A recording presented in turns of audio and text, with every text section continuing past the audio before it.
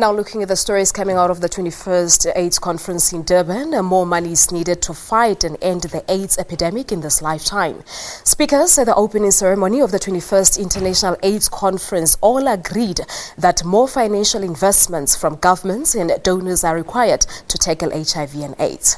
The opening ceremony was attended by close to 20,000 delegates, including civil society organizations.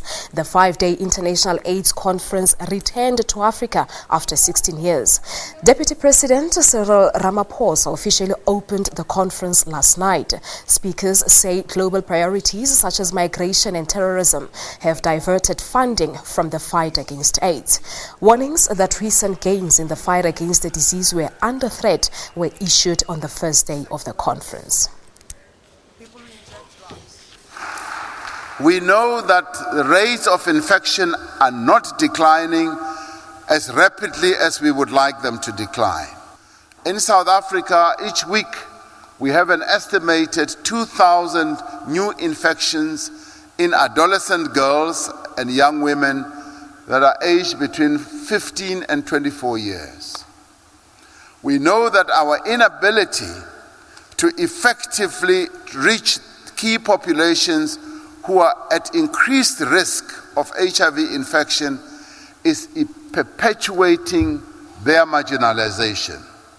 Our failure to reach them is hampering our efforts to decisively reduce the spread of this epidemic. AIDS does not discriminate on its own.